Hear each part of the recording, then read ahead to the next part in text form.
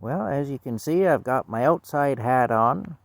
So I'm obviously outside. There's trees and everything in the background. So there you go. Got my outside hat on. And I'm ready to tell the story now about my dad's 1957 Chevy. His red 1957 Chevy convertible, which he actually bought in 1969. In my previous video, I said 68, but it was actually 69.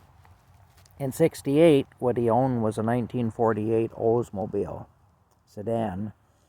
And that was the first car I ever rode in when I was a baby. And he got rid of that in early 1969. And he bought a 1957 Chev convertible, a red Chev convertible. In those days, it was just an old used car. It wasn't what you'd think it is now. You know, they weren't really worth much. And he didn't have it for very long before he blew the engine out of it. And so he bought a dump truck engine from a scrap man just outside of Perth, Ontario by the name of Cliff Kelford, who actually eventually became a really good friend of mine. And he was a good friend to my dad, too. And he bought a V8 dump truck engine from Cliff Kelford, and he put that under the hood of his 57 Chev convertible. Anyway, when I was a baby, we lived in a little village called Merricksville, Ontario. Quite a pretty little village. But back in the 60s and 70s and 80s, it was kind of a wild place. It wasn't what it is now. Now it's a real tourist trap, and it's really pretty. But back then, it was just kind of a wild place anyway. Lots of things happened there that really shouldn't have. My parents had an apartment which was above a liquor store, and the apartment across the hall was above a bank. Now remember that, because that's going to factor into the story. You know, if you have short-term memory loss like I do, well, maybe you won't, but I'll remind you when the time comes. Anyway, what happened was, my parents rented this apartment. I'll tell you a little side story first, because I got the brain of a squirrel. I get distracted. When my parents rented the apartment, all the interior walls of it, all the walls in all the rooms were painted an ugly caramel color. And of course, my dad, he wouldn't have cared, you know, men are like that, but women are particular about things like that. And my mom hated it, and my dad wasn't going to hear the end of it until it got painted. So my mom and dad went to the landlord, who was a real estate agent in the town of Smiths Falls, and they asked him permission to paint the rooms. They said as long as they were willing to buy the paint and do all the work, but they wanted to paint the rooms. And the landlord said that was okay, they could do that, but when they were finished, he wanted to come up and inspect it and approve it. So that was fine. That's the deal they made. Well, my parents, they bought the paint and they painted the rooms. Looked really nice. The landlord came in, gave it the once over. He was really impressed. He said, "Boy, did you ever do a good job? Good on you. Looks real good." "Yes," he said, "I'm happy with this." And he left. Well, a week or so later, my dad gets a letter in the mail from this real estate agent / landlord stating that because of the beautiful paint job that had recently been done in their apartment, the value of the apartment was considerably higher, so he'd be raising the rent. So my dad, he wasn't one to put up with much stuff like that, you know. So he just went down and he gave the landlord, went to see the landlord anyway, and he gave the landlord his letter of intention to vacate the premises. And my mom and dad and myself, we all moved out. And I was about a year old when we moved out of there. But anyway, that's what happened. And it's a wonder my dad didn't make the landlord eat that letter that he took to him, really. Or maybe he did, I don't know. I never did hear that part of the story. I only know that he turned in his notice and they left. And well, we left. That apartment had rats in it, and it had a bunch of stuff going on. There used to be winos would come in and fall asleep up against the door and stuff like that. My mom would call my dad at work in a panic, and my dad would have to come home from work. My dad worked like midnight shifts and things like that in the factory. and he'd have to come home from work, and he'd have to eject some guy out of the building, some drunk guy that had fallen asleep leaning against our door. My mom would hear him breathing on the other side of the door and get scared. And this is the sort of thing that went on anyway. But the old days weren't as gentle as people think they were, really. There was a lot of stuff happened in those days too, because human nature has always been what it is. Anyway, what happened with the bank robbers, though?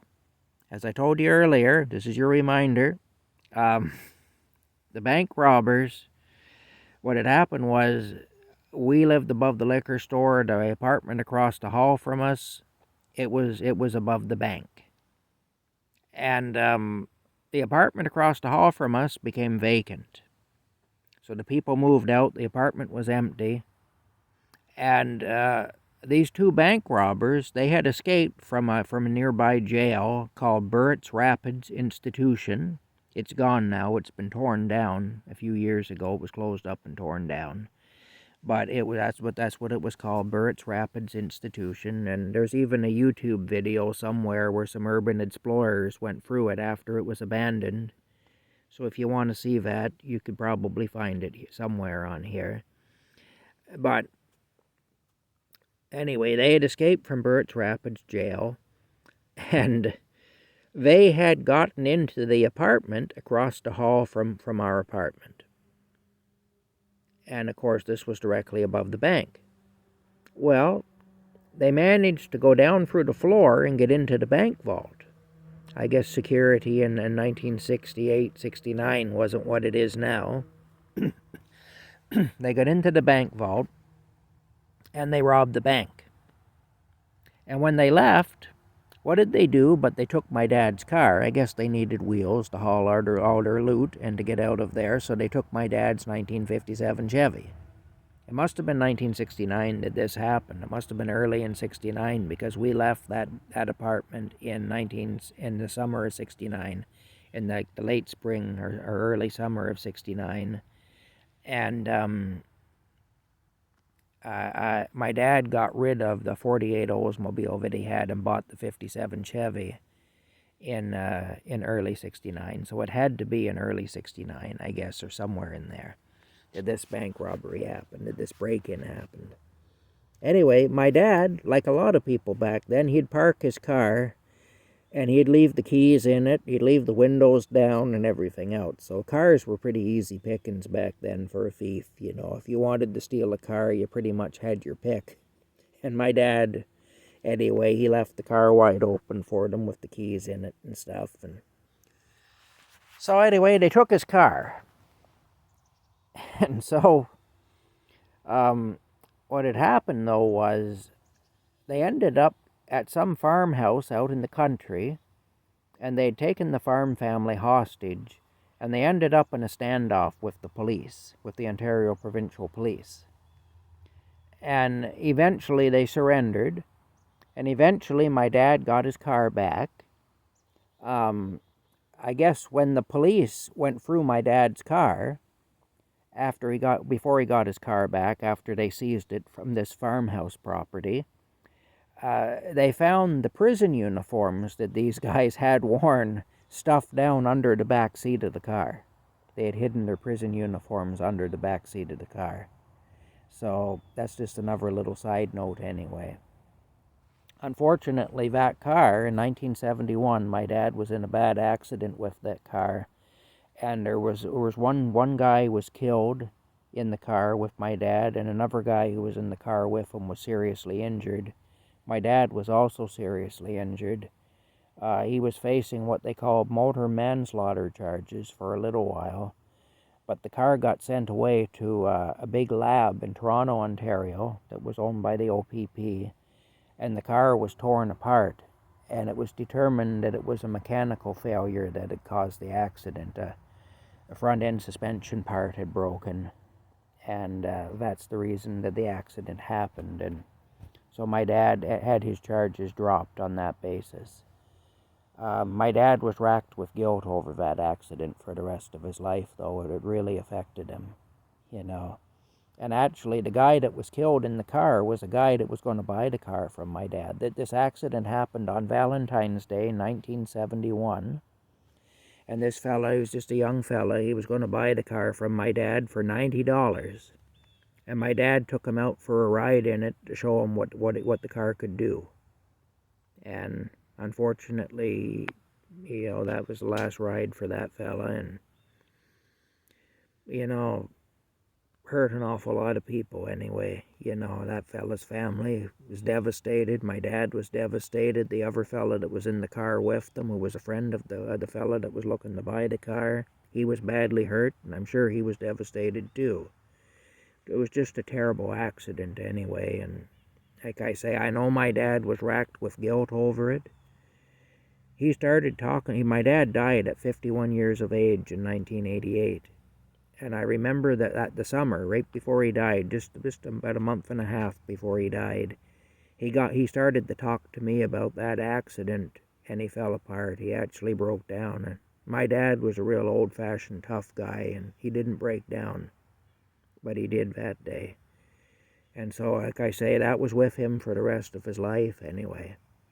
But still, it's an interesting story about how my dad's car ended up in the possession of a couple of bank robbers and hostage takers. So unlike that, escapees from Burris Rapids Jail. Anyway, I hope you enjoyed the story, and I'll tell more in the future if you want me to, or even if you don't, I'll do it anyway because I'm annoying that way. But if you don't like my stories, I guess you don't have to watch them, that's all. I can't make you. So there you have it. I hope you enjoyed the story, though. I really do. I sincerely hope so. I sincerely hope that you enjoy my stories. I don't do this to annoy people. I just have an odd sense of humor, so. Anyway, I'm going to sign off now. Rocky's over that way somewhere hunting. Don't know what he's up to. He's hunting. No, he's always hunting. If he's not sleeping, he's hunting. So I'll talk to you all later. Hope you're all having a good day. Bye for now.